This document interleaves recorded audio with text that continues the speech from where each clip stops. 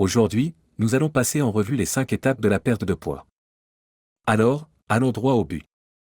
Pourquoi y a-t-il 5 étapes pour perdre du poids? La réponse est que l'obésité et la prise de poids sont des maladies multifactorielles. En d'autres termes, de nombreux facteurs différents jouent un rôle dans la prise de poids. Il faut donc s'attaquer à tous ces facteurs.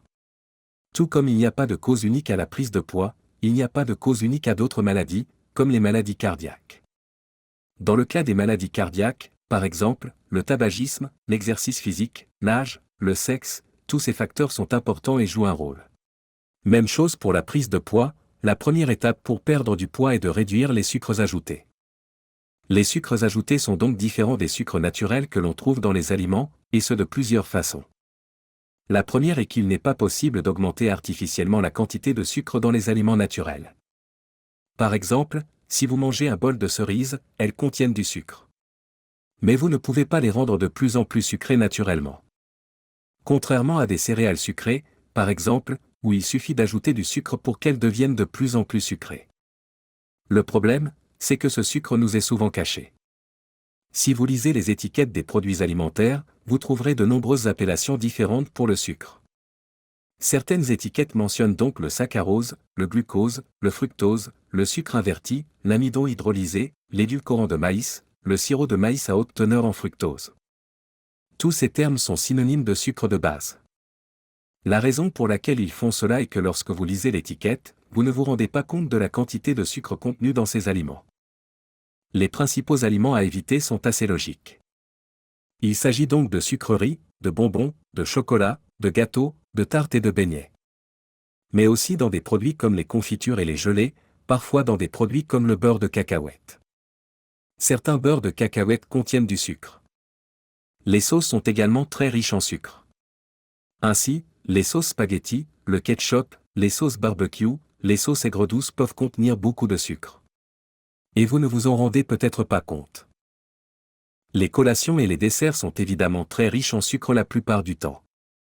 C'est donc l'ensemble de ces catégories qu'il faut limiter si l'on veut perdre du poids. Il n'y a rien de mal à prendre un petit déjeuner. Cependant, c'est le repas où nous sommes souvent pressés d'aller à l'école, de nous rendre au travail. Nous finissons donc par choisir des aliments hautement raffinés et transformés. Et cela signifie souvent des sucres ajoutés. Pensez donc aux céréales sucrées, aux muffins, aux pâtisseries, aux yaourts aromatisés aux fruits, aux flocons d'avoine instantanés aromatisés, aux barres de céréales, aux jus de fruits. Toutes ces choses sont, d'une part, hautement préparées, hautement raffinées, hautement transformées. Et ajoutent généralement beaucoup de sucre à l'alimentation. Les flocons d'avoine, par exemple, ou les œufs sont des aliments plus traditionnels du petit déjeuner. Et ils sont généralement beaucoup moins riches en sucre si vous n'en ajoutez pas vous-même. Ce sont donc de bons choix. L'autre solution consiste à sauter complètement le petit déjeuner. Cela devrait toujours être une option. Outre les aliments, les boissons constituent l'autre grande zone dangereuse pour les sucres ajoutés. Arrêtez donc de boire votre sucre. Donc, encore une fois, pensez à des choses telles que les jus, les sodas. Mais aussi des choses auxquelles on ne pense pas forcément, des thés glacés, des cafés glacés, des smoothies, des milkshakes, des boissons mixtes. On le mélange donc à de l'alcool. Mais aujourd'hui, il le mélange souvent à de nombreux sirops sucrés, etc. pour lui donner une saveur supplémentaire. La meilleure chose à faire, bien sûr, est de boire de l'eau. Les thés sont excellents, mais là encore, il faut faire attention à l'excès de sucre. Le café est également bon, mais attention à l'excès de sucre. Mais qu'en est-il des édulcorants? Remplacer le sucre par l'un des édulcorants non caloriques semble donc une excellente idée. Et il y en a beaucoup. Et bien que cela semble logique, l'expérience clinique montre malheureusement que ces édulcorants n'ont pas beaucoup d'effet sur la perte de poids.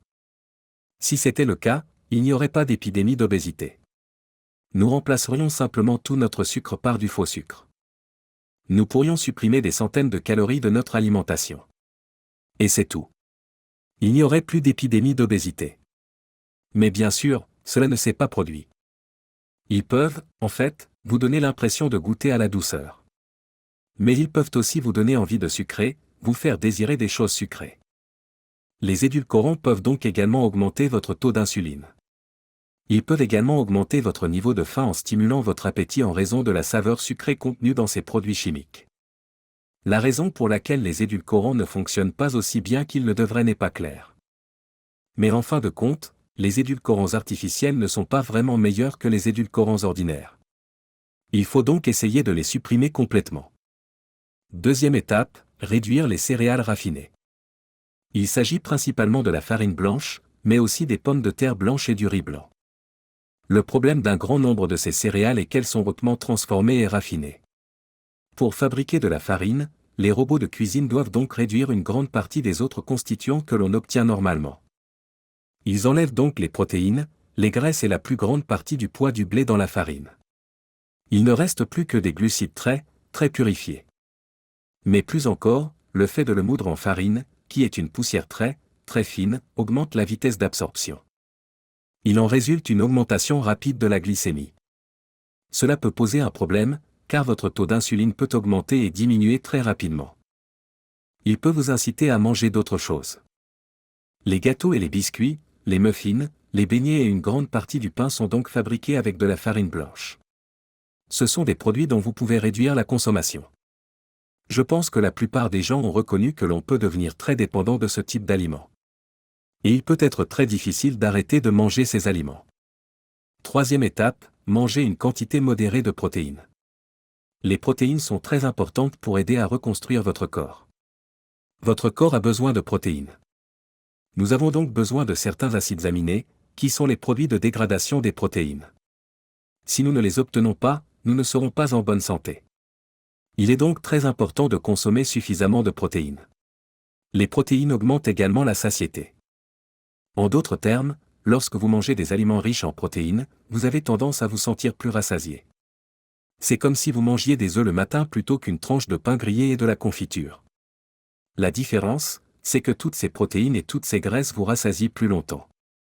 Les protéines sont donc très importantes, mais il est difficile d'en consommer trop, car elles sont difficiles à manger seules. Dans le même ordre d'idées, veillez à ne pas craindre de consommer des graisses naturelles. Pendant des années, nous avons donc dit aux gens d'éviter de manger des graisses alimentaires parce qu'elles allaient provoquer des maladies cardiaques. Au cours des 30 à 40 dernières années, le consensus a changé. Il s'avère que ce conseil n'était probablement pas tout à fait vrai. Il y a une quinzaine d'années, de nombreuses personnes ont commencé à réaliser que de nombreuses graisses naturelles pouvaient être très bénéfiques pour la santé. Le terme « graisse saine » a donc été réintroduit. Des aliments comme les noix, les avocats, l'huile d'olive et les poissons gras. Nous reconnaissons qu'il s'agit d'aliments très sains pour la santé. Les produits laitiers entiers, par exemple, peuvent également jouer un rôle important dans la sensation de satiété. Ainsi, lorsque nous mangeons, nous n'avons pas faim 20 minutes plus tard. Quatrième étape, manger des aliments naturels et non transformés. Vous voulez donc manger des aliments aussi proches que possible de ce qu'ils sont dans la nature. Il est probablement préférable d'éviter les produits en boîte, les produits emballés ou les produits nécessitant un étiquetage nutritionnel, par exemple.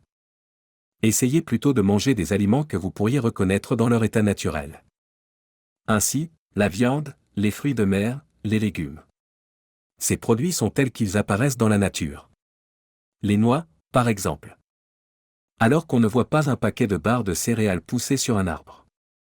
La raison en est qu'un grand nombre d'aliments que nous avons appris à manger au cours de notre évolution sont traités de manière naturelle. Nous savons donc combien nous devons manger et quand nous devons arrêter de manger. Il existe donc des signaux qui, lorsque nous mangeons certains aliments, nous indiquent de cesser de les consommer. Cependant, pour beaucoup d'aliments transformés, nous éliminons une grande partie de ces signaux naturels de satiété.